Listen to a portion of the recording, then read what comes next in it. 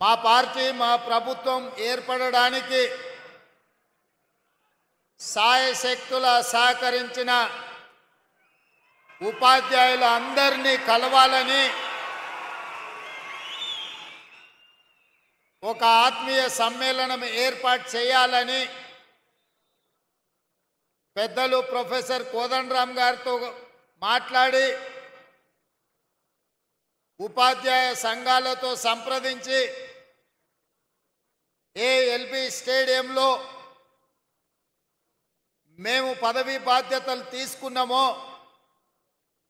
అదే ఎల్బీ స్టేడియంలో ఉపాధ్యాయులతో ఆత్మీయ సమ్మేళనం ఏర్పాటు చేయండి అని చెప్పి మా అధికారులకు కోదండరామ్ గారికి విజ్ఞప్తి చేయడం జరిగింది. ఈరోజు ఆత్మీయ సమ్మేళనంలో భాగంగా వేదిక మీద మా మంత్రివర్యులు పొన్నం ప్రభాకర్ గారు, మా సహచర శాసనసభ్యులు, ప్రభుత్వ సలహాదారులు, తెలంగాణ చీఫ్ సెక్రటరీ గారితో పాటు విద్యాశాఖకు సంబంధించిన అధికారులు, వివిధ ప్రజాప్రతినిధులు తెలంగాణలో దాదాపుగా 30,000 పాఠశాలలో ఉన్న ఉపాధ్యాయులు అందరూ కూడా వేలాదిగా తరలి వచ్చి ఈ ఆత్మీయ సమ్మేళనంలో పాల్గొన్నందుకు మీకు అందరికీ మనస్ఫూర్తిగా ధన్యవాదాలు, కృతజ్ఞతలు.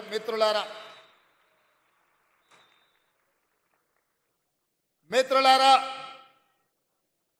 ఎవరైనా తెలంగాణ ఎక్కడుంది, తెలంగాణ భవిష్యత్తు ఎక్కడుంది అని ఈ క్షణం నన్ను అడిగితే తెలంగాణ యొక్క భవిష్యత్తు ఎల్బీ స్టేడియంలో ఉంది. వేలాది మంది ఉపాధ్యాయుల రూపంలో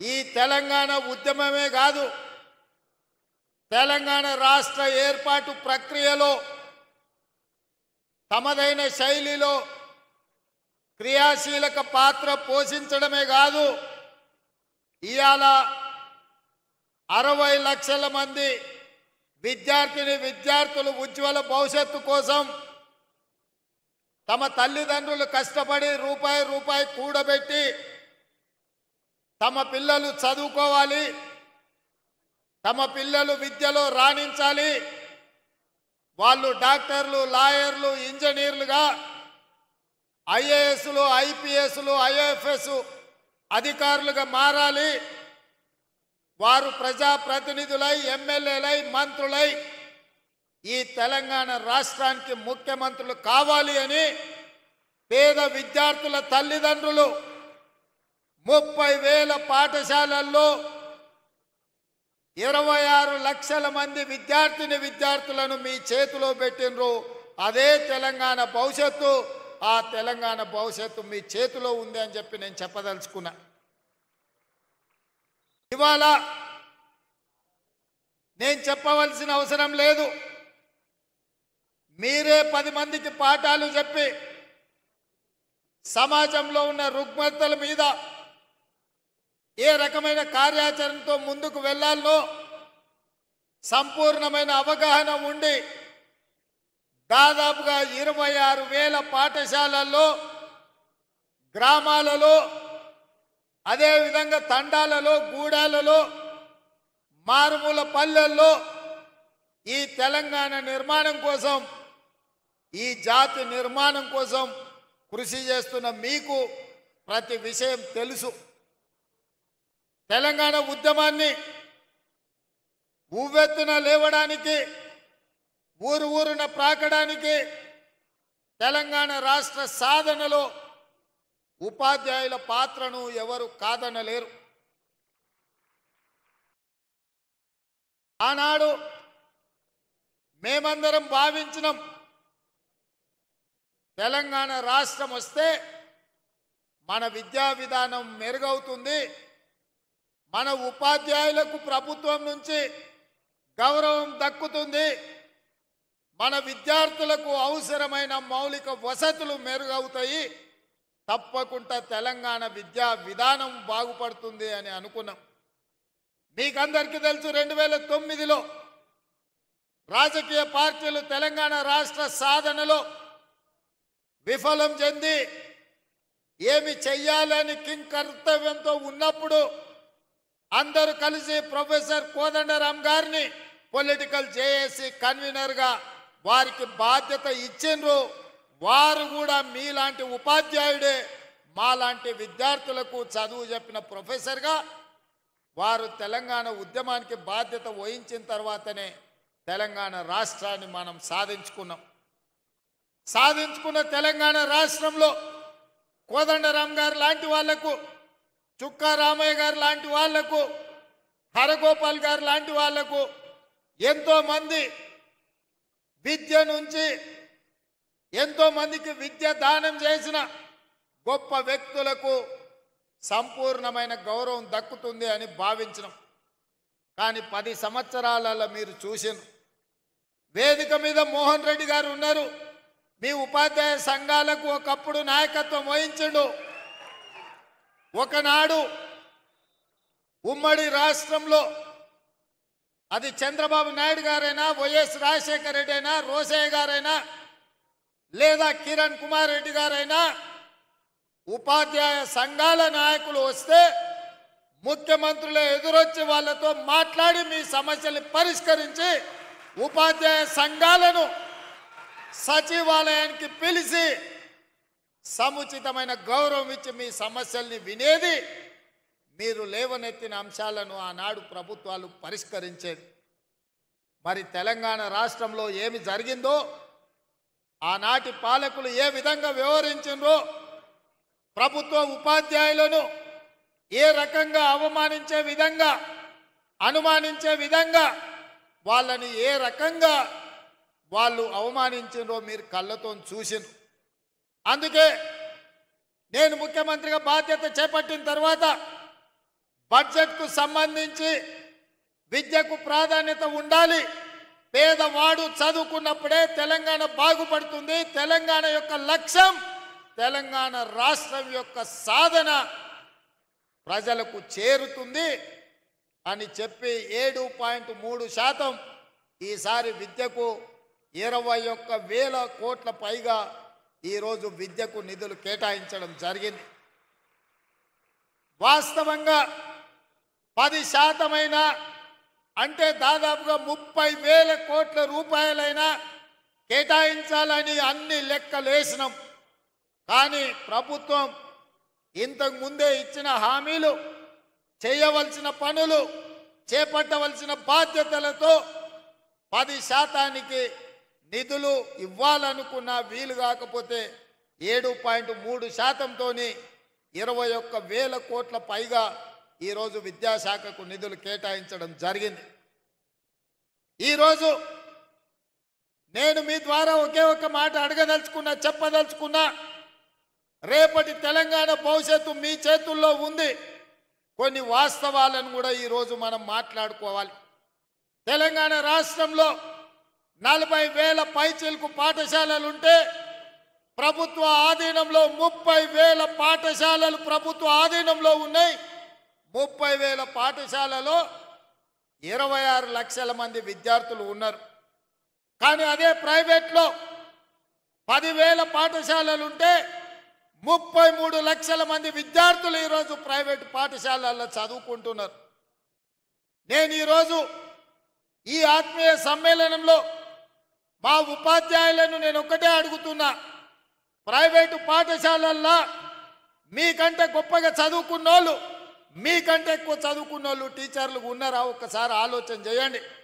ఇవాళ మీలో ఎంఏ బిఎడ్ చదువుకున్నోళ్ళు, లేదా డాక్టరేట్లు చేసిన వాళ్ళు, ఉన్నత చదువులు చదువుకున్నోళ్ళు మీలో ఉన్నారు, ఉపాధ్యాయులుగా ఉన్నారు. కానీ అదే ప్రైవేట్ పాఠశాలల్లో ఇంటర్ పాస్ అయ్యో, డిగ్రీ ఫెయిల్ అయ్యో, మీలో సగం చదువు లేని వాళ్ళు ఇవాళ ప్రైవేట్ పాఠశాలల్లో పాఠాలు చెప్తున్నారు. మరి 10,000 పాఠశాలల్లో 33 లక్షల మంది విద్యార్థులు అక్కడుంటే 30,000 పాఠశాలల్లో 26 లక్షల మంది విద్యార్థులు ఇవాళ మన ప్రభుత్వ పాఠశాలల్లో ఉన్నారు. అంటే ఎక్కడో ఒక లోపం ఉన్నది. ఆ లోపం పాలకులైన మా వైపు నుంచి కూడా ఉండొచ్చు. నేను టీచర్లను బ్లేమ్ చేయదలుచుకోలేదు. ప్రభుత్వం సరైన విధంగా నిర్వహించకపోవడం, మౌలిక వసతులు ఏర్పాటు చేయకపోవడం, కనీసం పాఠశాలల్లో ఊడవడానికో తూడవడానికో, కనీసం టీచర్లకు తాగడానికి మంచినీళ్ళు ఇవ్వడానికి పారిశుద్ధ్య కార్మికులు లేకపోవడం కూడా కావచ్చు. ప్రభుత్వ పాఠశాలల గ్రామాలలో ఉండే ప్రజాప్రతినిధులు ఎండాకాలం సెలవులు వస్తే బర్ల కొట్టంగా మార్చి ప్రభుత్వ పాఠశాలల బర్రెల్ని కట్టేసే పరిస్థితులు కూడా గ్రామాలలో ఉన్నాయి.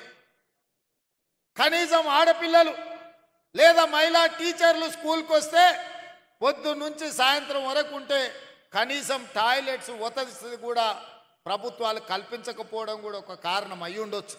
ఇవాళ ఆడపిల్లలు చదువుకోవాలి అంటే మగపిల్లలకి ఏదైనా వెసులుబాటు ఉండొచ్చు, కానీ ఇవాళ ఆడబిడ్డలైన టీచర్లకు కానీ విద్యార్థులకు పాఠశాలల్లో కనీస మౌలిక వసతులు లేకపోవడం కూడా ఒక కారణం అయి ఉండొచ్చని నేను ఈరోజు భావిస్తున్నా. కనీసం పాఠశాలల్లో టీచర్లకు మంచినీళ్ళు ఇవ్వడానికో, పాఠశాలను ఊడవడానికో కూడా చిన్న చిన్న పారిశుద్ధ్య కార్మికులు లేకపోవడం కూడా ఇవాళ మనం ఆలోచన చేయాల్సిన అవసరం ఉన్నది మిత్రులారా. అందుకే ఈరోజు ఈ ప్రభుత్వం స్పష్టంగా పాఠాలు చెప్పే టీచర్లకు గత 10 సంవత్సరాలలో నాకు తెలిసి ఏనాడు కూడా మొదటి తారీఖు నాడు జీతాలు ఇచ్చిన సందర్భం లేదని నేను భావిస్తున్నా.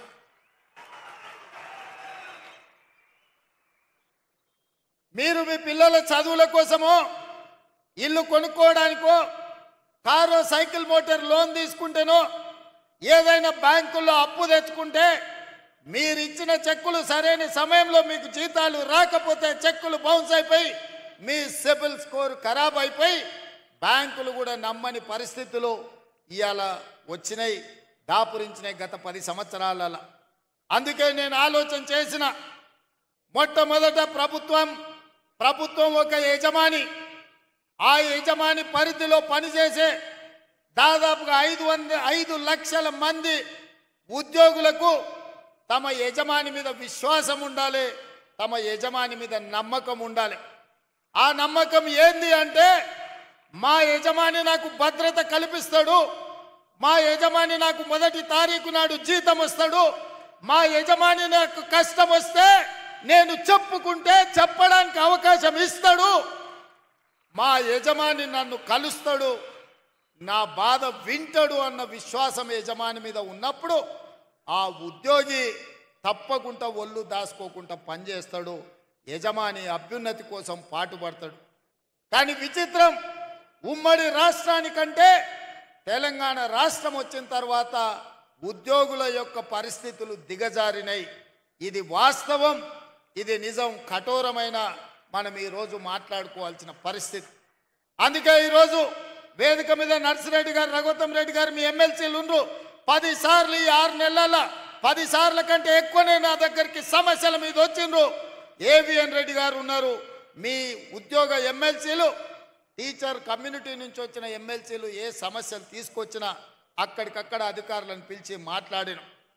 భిన్న అభిప్రాయాలు ఉండొచ్చు, రాజకీయంగా మా ఆలోచనలు వేరు ఉండొచ్చు, కానీ వాళ్ళు తీసుకొచ్చిన రిప్రజెంటేషన్ మీలాంటి వేలాది మంది ఉపాధ్యాయుల సమస్యలు కాబట్టి వాళ్ళతోని కూర్చోబెట్టి మాట్లాడినాం, వాటిని పరిష్కరించాలన్న ప్రయత్నం చేసినాం. మా హర్షవర్ధన్ ఎప్పుడు కలిసినా ఏదో ఒకటి 317 జీవో కావచ్చు, ఉద్యోగ బదిలీలు కావచ్చు, మీ జీతభత్యాల సమస్యలు కావచ్చు, ఏదో ఒక సమస్య కోసం ఎప్పుడు వస్తూనే ఉంటాడు, అడుగుతూనే ఉంటాడు. అందుకే మీ అందరినీ కలుసుకోలేకపోయినా మీ ప్రతినిధులను కలిసి మీ ప్రతినిధులు చెప్పే సమస్యల్ని విని, భాషా పండిట్లకు దాదాపుగా 20 సంవత్సరాల నుంచి ప్రమోషన్లు లేవు, మిగతా వాళ్ళకు కూడా 10 నుంచి 15 ఏళ్ళ నుంచి ప్రమోషన్లు లేవు. పెద్దలు కోదండరామ్ గారు చెప్పినట్టు మా జీవిత కాలంలో ఒక్క ప్రమోషన్ అయినా చూస్తామా, చూడకుంటేనే రిటైర్ అయిపోతామని ఆవేదన చెందుతున్నారని నా దృష్టికి తెచ్చింది. బదిలీల విషయం మీకు తెలుసు, టీచర్లను ముట్టుకోవాలంటే ఎవరైనా భయపడతారు. తేనెటీగల గురించి మీకు తెలుసు కదా, తేనెటీగలు ఎవరి జోలికి పోవు, వాటంతట అవి ఉంటాయి. కానీ వాటి మీద ఎవరైనా రాయేస్తే ఏం జరుగుద్దో మీకు అందరికీ తెలుసు. అట్లనే టీచర్లు కూడా వాళ్ళ పాటికి వాళ్ళు జాగ్రత్తగా ఉంటారు.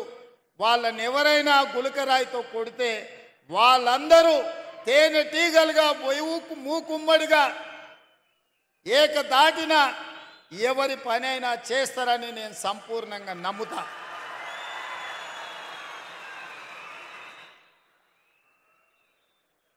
నన్ను చాలామంది భయపెట్టిండ్రు టీచర్ల ప్రమోషన్ల విషయం ప్రస్తావించినప్పుడు. సార్ ఎవరి జోలికైనా పోవచ్చు కానీ టీచర్ల జోలికి పోకు సార్ అని అంటే నేను అన్నా. బదిలీల విషయం అప్పుడు కూడా అదే మాట చెప్పినారు. నేను ఒకే ఒక మాట చెప్పిన, మనకు స్వార్థం ఉంటేనో, మనకు వాళ్ళకి అన్యాయం చేయాలన్న ఆలోచన ఉంటేనో, వాళ్ళని నమ్మించి మోసం చేసేది ఉంటేనో వాళ్ళతో సమస్య వస్తుంది. 20 ఏళ్ల నుంచి అపరిష్కృతంగా ఉన్న సమస్యల్ని ప్రమోషన్లను ఇవ్వాలి, వాళ్ళ సమస్యల్ని పరిష్కరించాలి. ఏవైనా సమస్యల పరిష్కారంలో చిన్న చిన్న కొత్త సమస్యలు వస్తే ఈ ప్రభుత్వం సావధానంగా వింటుంది. ఈ ప్రభుత్వం ఆ సమస్యలను కూడా పరిష్కరిస్తుంది. నా చిత్తశుద్ధిలో, నా ప్రయత్నంలో లోపం లేనప్పుడు తప్పకుండా టీచర్లు అర్థం చేసుకుంటారు, ఆ టీచర్లు సహకరిస్తారని చెప్పిన. మా అధికారులను అందరినీ, బుర్రా వెంకటేశ్వరం గారిని, దేవసేన గారిని, మిగతా అధికారులందరినీ పిలిచి చెప్పిన, మీరు అందుబాటులో ఉండండి, ఎవరు వచ్చినా మాట్లాడండి, మనం ఏ మంచి లక్ష్యం కోసమో వాళ్ళ కోసమే చేస్తున్న ప్రయత్నాన్ని వాళ్ళకి వివరించండి అని చెప్పిన. ఆ ప్రయత్నం విజయవంతమైంది. ఇవాళ దాదాపుగా 24,000 మంది టీచర్లకు, అదేవిధంగా గురుకులాలతో మొదలు పెడితే 30,000 మంది టీచర్లకు పైగా ఈరోజు ప్రమోషన్లు ఇచ్చినాం. 35,000 మందికి పైగా బదిలీలు చేసినాం.